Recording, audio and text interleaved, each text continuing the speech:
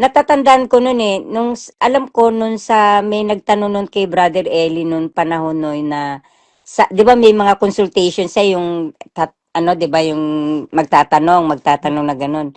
Tapos parang may nagtanong sa kanya na, pwede po ba ako na ano, yung parang humingi ng senyales kung ganito, mga ganyan-ganyan. O pwede naman, hindi, bakit naman hindi? Wala namang masama doon. Tapos sa panahon ni Kuya, binanggit niya yan eh.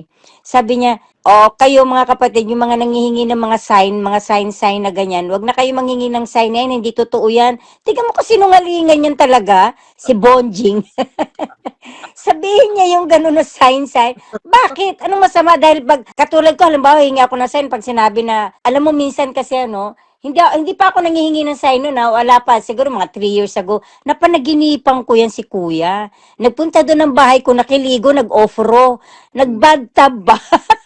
Sabi ko, ano ba naman yung panaginip na yun? Hindi na kaya ito yung sign? Naisip ko, naalala ko tuloy, 2 beses ko yan na panaginipan eh. Oo, nakitulog sa bahay ko. Tapos yung pangalawa, nag-offro, nag-bathtub sa bahay ko talaga. Kaya sabi ko, hala, naisip ko di, ang tagal-tagal na, no? Siyempre, hindi ko na lang naikukwento sa mga kapatid. Baka sabihin, uy, ano natin yan, ha? Bakit mo naman ginagano si kuya? Hindi, panaginip lang naman yun, di ba? Iniisip ko tuloy ngayon, hindi kaya yun ang sign na lumabas ka na dyan? At saka yung ang ayoko nun, Brad, kasi pagka nandito sila, halimbawa, no, pagpupunta, halimbawa, dito sa Japan, halimbawa, ano, meron niyang, ano, yung parang meron niyang, yung pasalamat. Halimbawa, ang pasalamat natin, halimbawa, sa part ng Tokyo, halimbawa, Opo. nasa probinsya kami, papupuntahin ka doon, tapos, paanoin ka ng pamasahe, ng ano, buti sana ko sila gagastos, kami gagastos. Eh Eh, di po, sabi ko, ba, nung nagpunta siya sa Japan, kung naging pabigat po kami, mga kapatid, in the past, mula ngayon, hindi na po kami magiging pabigat sa inyo. Di ba? Pero ang opo, di ba? Kaso hindi. Hindi ganun eh. Lagi silang pabigat. Sobrang bigat. At saka isa pa yan, Brad. Talagang isa yung mga nagtatanong kami noon nung nawala si Brad Eddie. Ang iniisip namin noon, ini-expect namin lahat na makikita namin kinabukasan ng si Brad Eddie. Papakita yung kung ano yung ano niya, di ba? Yung kanyang burol or something, ganyan. Kaso walang pinakita, walang sinabi, wala talaga. Wala, parang sinabi lang niya na, o mga kapatid, ganyan, dinaan lang tayo sa aral, pero wala naman siya sinabi na, o si Brad Ellie, nandito nga pala sa ganito, na ganun, pasensya na kayo, kung hindi, wala siya sinabi, di ba? Wala talaga, as in wala. Kaya opo, hindi na kami nag-expect din, so inunawa na lang namin. yes, walang closure. Yun yung mahirap eh. Walang closure Yun na, nga, eh, di ba walang closure, wala talaga, walang balita, walang sinabi kung ano man lang yung sinabi, o nilibing na nung ganito, nung araw man lang, kahit yun man lang sana, di ba, maayos naman siya, ganyan ganon. hmm. Wala talaga sinabi, kaya ano ba namang klase to si kuya, pero pinagpasensya na natin siya, di ba? Pero yung ginagawa niya ngayon, hindi na kapasi-pasensya, no? Puro na lang sila pera. Alam naman po ng Diyos yung totoo. At biro nyo, hindi nyo naman po ako kilala. Nga ni DSR. Aba, kung pinakikinggan ka, abay, mas pakikinggan naman ako sa'yo. Tsura mo. Totoo naman po yun eh. Paano Dapat, paawa ipek sila, di ba? yes, dapat sana, mas pakikinggan siya at pinakikinggan siya. Pero bakit hindi po siya pinakikinggan? Mas pinakikinggan po ako. Hindi naman po ako, I am not relevant to MCGI. Ang kaso, ikaw kasi nakakakilala sa kanila. Bakit? Siyempre magtataka yung mga tao, ang mga kapatid na nakakakinig sa'yo. Bakit ka umalis doon? Anong reason? Siyempre nag-iisip yung mga yan, di naman bobo yung mga yan eh. Mhm. Parang nila maisip na, siguro may something, baka may mali talaga doon. Imposible, di ba? O Opo. tapos, dumagdag pa sila si Smyra. Mhm. 'Di ba, yung mga kamag-anak pa ni sino pa bang hindi maniniwala? Imposible naman sila si Brother A, si EJ, 'di ba? Si Brad EJ, Hindi po. Perez, 'di ba matagal na rin yung mga 'yan? Opo. CJ ba? CJ? Hindi po, hindi EJ. Yung pong EJ, yung po yung adopted brother ni Daniel Rason. Yung CJ, si Perez. Opo. Ayun, yun. Ano siya, bali, ano siya, 'di ba? Siya ba yung dating, ano, yung apo ng Perez ba? Dati ng mga ano? O Opo. hindi, yung, Opo. yun, o, tama, tama. Kaya nagtataka, o yun na ang tagal-tagal na nun sa inyo, di ba? Diyan sa Apalit, di ba? Kasama na ninyo yun, o di ba? O ba't umalis? O di tama yung mga kwento nila. Naririnig ko yung mga kwento nila eh. Opo. Nanonood ako nung ano nyo eh. Marami na ako napapakinggan kaya nga. Natatawa nga ako pag nagkukwentuhan kayo nila si Smyra eh. Lalo si Smyra, grabe naman. Tawa ako ng tawa pagka ano minsan nga ano sama ng pakiramdam ko sabi ko tutulog na ako pag narinig ko kayong dalawa parang nagigising ako sabi ko ano ba 'to hindi naman ako makakatulog nito. Tawa lang ako ng tawa. Lalo na si Smyra grabe talagang ano eh. Ano po ang nyo? Bakit po kayo nag-exit and kailan po kayo nag-exit? Last year hindi ano parang December yata eh. Hindi pa naman sana ako kasi umattend pa ako ng November eh, isang beses eh. Mm. October pa lang wala na akong gana. Pero umattend pa ako kasi syempre, ano pa? October last year po. Last year lang po. Kasi nawawala na nga ako ng gana nung pa kasi sabi ko ano ba to paulit-ulit na nga lang. Basta hinintay ko lang na maging 10 years ba ako. Parang ganun. Last year, di ba, nag 10 years nga ako. Mag-11 years na nga ako itong year na to eh. Opo. Sabi nga nila kung kailan matagal ka na, tsaka ka pa umalis, ang dami-dami magaganda salita. Anong ibang mga kapatid, hindi ko lang masabi, matatauhan din kayo. Hindi ko lang masabi. Hindi ko lang masabi. Basta katulad nung advice mo nga na mag-observe na lang kayo pagka nagtanong, di ba? So, yun na lang sabi ko na, sige, mag-observe na lang kayo. Tsaka, wala namang masama na magmanman, mag-ano, di ba? Magmasid-masid kung ano, di ba? Kasi yun naman din ang tinuro ni Brad Eddie. Kung may nakikita kayong mali na sa iglesia, di bahala kayo, mag-ano kayo. May freedom nyo naman yan eh, kung ano, di ba? So, yun ang ginawa ko kasi nakikita ko mali na, hindi ko na maintindihan. Dati-dati nagsusulat ako, ang dami ko ngang notebook eh. Ngayon wala na ako maisulat kasi parang naisulat ko na yung mga sasabihin nila eh, paulit-ulit na lang eh. At saka Pinahaba na lang. Sinabi na nga, sabi nga, may nagsabi nga na isang kapatid kami nga, ilang kami nagsasabi na, tignan mo yan, sis, ano ba, nagchat-chat kami, sasabihin sa akin, tignan mo sis, sinabi na ni Brad Josel. Mamaya sasabi, 'di ba, magsasalita yun si Kuya.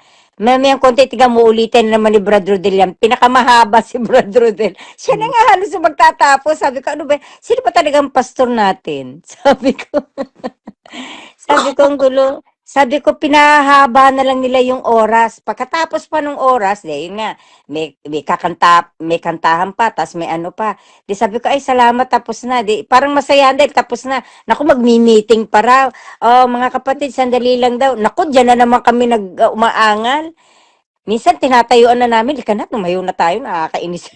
Alam na naman natin sasabihin ng mga yan eh. Tulungan po natin mga kapatid. Nako, ayan na naman, tulungan na naman. Tumatawa na lang kami, pero alam mo yung tawang aso na lang, yung ngiting aso na lang, para hindi naman kami mahalata. Paglabas namin yan, magchichismisan ako. Ano ba yan? Puro tulungan na naman. Kasi nga, totoo naman eh. Hindi niyo po napansin si Rodel Mangiliman at saka si Josel Monari? Ganyan na lang po sila pagka tinatanong sila ni DSR. Oo, tapos tatanungin pa. Hindi, tsaka yung sa aral pa, nagtataka ako. Di ba, sasabihin ni Kuya, Brad Rodel, narinig mo na ba yan nung aral natin na ganyan, no? Ay, alam mo, Kuya, parang, narinig ko na yan noon, pero parang ngayon ko lang mas naunawaan. Di ba parang tanga? Sabi ko nga, ay, parang nakakaloko na to mga to sa isip-sip ko lang. Ibig mo sabihin, mas naiintindihan ko pa sa isip-sip ko lang, Di ba, parang binabalik, parang pinaiikot-ikot na lang nila. Sabi ko nga, ang sarap kung naka-live lang ako, pwede kong sabihin, pwede ako mag-mic na, hoy, ang tagal-tagal nyo na sa iglesia, excuse me, ang tagal nyo na, ilan dekada na kayo. Samantalang ako, 10 taon pa lang, baka ikukwento ko pa sa inyo, yung talata. Nakaano pa sa akin, nakasulat yan sa akin, sabi ko. Gusto ko sabihin ganun, nagigigil ako pagka ganun na, sabi ko, ayoko na magsulat. Ayoko na talaga magsulat. Paulit-ulit yun yung sinusulat ko, wala na ako sinusulat. Di ba, Tapos, ewan ko, sasabihin pa, di ba, yung may mga yung mga commercial muna, di ba? Yung sasabihin nyo sa mga talata o mga kapatid, ganun. Sasabihin ko, nako, ayan na, Hindi na tayo makikinig doon sa aral, sasabihin ng tatlo. Bakit ka mo? Sinasabi na doon sa mga commercial pa lang eh. Mamaya sasabihin na naman niya ni kuya. Sisabihin niya uli. Kaya nagtatawanan kami, nakakalabitan na lang kami ng ibang ano. Ay, yan na naman, paulit-ulit na naman. Parang gano'n. Sabi ko, ano ba yan? Natapos na lang yung 5 oras, 6 na oras. Wala ka namang napala. Parang napagod ka lang, inantok ka lang, nagutom ka lang. Tapos hihingang ka pa ng ano, 'di ba, hihingan ka pa ng panggawain. Ako lalo ko mababad trip. Sis, Sabi ko, ano na kaya? meron po Okay. nagtatanong dito, sino daw po kayo Mm. pala kayo nakapagpakilala? Opo, kasi ayoko po muna sana magpakilala kasi baka may nakakakinig. Pero okay na, sabihin mo na. Si Carol Yamaguchi, si Carol Yamaguchi ng Japan. O, di, para Carol malaman nila. ng Japan. Naanib Yan. ng May 1, 2015. 2015 October, Ande, May 1. May 1. 2015 ng May 1. So, bale, mag-11 years na dapat ako itong ano, pero hindi ko na Ah, paubutin din dahil baka, naging po pala kayo ng October last year. opo, parang gano'n na rin eh. Pero naka-attend pa nga ako ng November 1 beses. Tapos yun na yung last. Kasi sabi ko parang ano eh, parang sabi nga, natatandaan ko noon eh, alam ko noon sa may nagtanong nun kay Brother Eli noon panahon noon na, 'di ba may mga consultation sa yung, ano 'di ba yung magtatanong na gano'n. Tapos parang may nagtanong sa kanya na, pwede po ba ako na ano, yung parang humingi ng senyales kung ganito mga ganyan-ganyan. O pwede naman, hindi, bakit naman hindi? Wala namang masama doon. Tapos sa panahon ni Kuya, binanggit niya yan eh. Sabi niya, o kayo mga kapatid, yung mga nangihingi ng mga sign na ganyan, wag na kayo manghingi ng sign na yan, hindi totoo yan. Tingnan mo kasi sinungalingan yan talaga, si Bonjing. Sabihin niya yung gano'n na sign. Bakit? Anong masama? Dahil katulad ko, halimbawa, hingi ako ng sign pag sinabi na, alam mo, minsan kasi ano, hindi pa ako nangihingi ng sign noon, wala pa, siguro mga 3 years ago, napanaginipan ko yan si kuya. Nagpunta doon ng bahay ko, nakiligo, nag-ofro, nag-bathtub ba? Sabi ko, ano ba naman yung panaginip na yun? Hindi na kaya ito yung sign? Naisip ko, naalala ko tuloy, 2 beses ko yan na panaginipan eh. Oo, nakitulog sa bahay ko. Tapos yung pangalawa, nag-ofro, nag-bathtub sa bahay ko talaga. Kaya sabi ko, hala, naisip ko, ang tagal-tagal na, no? Siyempre, hindi ko na lang naikukwento sa mga kapatid. Baka sabihin, uy, ano natin yan, ha? Bakit mo naman ginagano si kuya? Hindi na panaginip lang naman yun, di ba? Iniisip ko tuloy ngayon, hindi kaya yun ang sign na lumabas ka na dyan? Di ba napakabastos yung ano? Sabi ko, pastor namin yun, tapos naginip ako ng ganun. Sabi ko, ano ba yan? Saka hindi ang isang nangunguna pagka pinatuloy mo sa hindi siya kahit na inaalok mo na tumatanggi pa. Di ba po, parang, hindi naano kasi ako doon sa aral, ano ba yun, tapos ano, yung, may nagsasabi, tsaka yung pinakaayo ko yung last, nakita ko, kasi hindi na nga ako nagbubukas ng ano, ng Facebook kasi nakikita, hindi ko pa kasi ma-block yung mga kapatid kasi wala namang kinalaman yung mga kapatid. Mahal ko talaga ang mga kapatid. Kaya lang, syempre may mangilan-ngilan dyan ng mga, alam mo, marami mga plastic dyan, mga sip-sip. Alam mo yung mga gripo ba, ganyan. Marami diyan eh, pero hindi ko naman sila masisisi, no? Kung ano, alam ko mabubuksan din ang pag-iisip nila, no? Pero ang ibig ko sabihin, yun nga eh, nagsabi na nga ako na, halimbawa man na umalis ako dito, o mawala ako, pansamantala, sabi ko naman, kasi ayoko nga biglain sila. Sabi ko, pag halimbawa ba, pag pinablock ako sa inyo, halimbawa, anuhin nyo na yung kapatid na yan, kasi masamang espiritu yung mga ganon-ganon, nasa inyo na lang po yun. Sabi naman ng mga kapatid, wala ka namang ginawang masama sa amin. Ba't naman namin gagawin yun? At saka tama po yun sis, wala naman nakalagay sa Biblia na pagka umalis sa iglesia nyo, tanggalin nyo o ano nyo, yung parang ikahiya nyo na, wala namang ganon. Mas masama pa nga yun eh. Ang Panginoon lang ang makakapagsabi nun. Tsaka, Panginoon lang ang makakapagsabi kung ang iglesia natin o totoo o hindi. Wala namang makakapagsabi niyan eh. Kundi siya lang. Kaya sabi niya, sabi naman nila, may nagtanong, paano ka halimbawa? Paano ako didiretso ako sa kanya? Ano ba yan? Sabi nga ni Brad Ellie, di ba? Andyan ang sahig. Sa kanya ako luluhod sa sarili kong kwarto. Correct. Hindi na kinakailangan pumunta pa ako sa kung saan-saan. Actually, Kaysa naman hindi naman ako makapag-concentrate, di ba? yes, actually yan nga po ang yan nga po ang binura ng Panginoong Kristo nung siya ay nagkatawang tao. Sinabi po, Mm. ipinreach niya yung magandang balita sa babaeng Samaritana doon sa balon ni Jacob. Ang sabi ng Opo. Panginoon, dumarating ang araw. Ngayon nga, yung araw na yon na dumarating na sinasabi ng Panginoong Kristo na sasambahin ng mga tunay na mananamba ang Diyos sa Espiritu at katotohanan. Hindi na natin kailangang umakyat pa sa mga bundok. Opo, Hindi sinabi mo natin pa, kailangan opo, no? pumunta pa sa templo. Kung saan-saan ka pa pupunta, di po ba? Andiyan lang naman siya kung tawagin mo siya. Hindi naman, o di ba nga sabi nga, o isa, dalawa, tatlo kayo, halimbawa, nagkakausap kayo tungkol sa Panginoon, nandiyan siya sa gitna nyo, di ba? Yes, Hindi naman kinakailangan, di ba, hindi naman kinakailangan na 1,000 kayo para, para nandiyan siya sa gitna nyo, di ba? ang ano po Oh. kasi, kaya po nila sinasabi yan, magkatipon, ganito, ganyan, Mm. pera.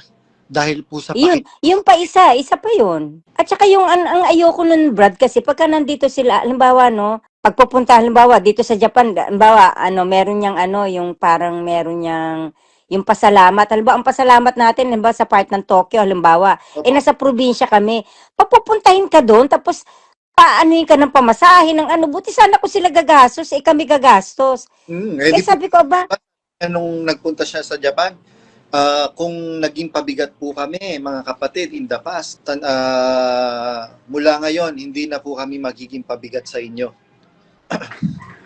Di ba? Pero opo, di ba? Kaso hindi. Hindi ganun eh. Lagi silang pabigat. Sobrang bigat. Tek mo na, Brad. May asawa ka na ba't mga anak? wala pa po, binagbibintangan nga po ako na, meron daw po akong asawa at anak dyan sa Bicol. Hala. Hindi pa nga, Ano ba yan? Talaga. Ang galing talaga nilang gumawa ng kwento, no? baka nga po bukas makalawa, ibintang na po sa akin yung kamatayan ni Jose Rizal. Hala. At saka isa pa yan, Brad. Talagang isa yung mga nagtatanong kami noon nung nawala si Brad Eddie. Ang iniisip namin noon, ini-expect namin lahat na makikita namin kinabukasan ng si Brad Eddie. Papakita yung kung yung niya, 'di ba? Yung kanyang burol or something ganyan. Kaso walang pinakita, walang sinabi, wala talaga.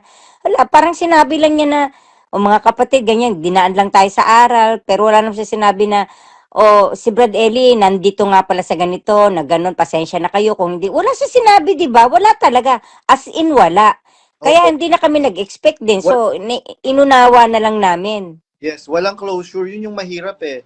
Walang closure. Yun nga, di ba, walang closure, wala talaga, walang balita, walang sinabi kung ano man lang yung sinabi, o nilibing na nung ganito, nung araw man lang, kahit yun man lang sana, di ba, maayos naman siya, ganyan ganon. Wala talaga sinabi, kaya ano ba namang klase to si Kuya, pero pinagpasensyahan natin siya, di ba? Pero yung ginagawa niya ngayon, hindi na kapasi-pasensya, no? Puro na lang sila pera.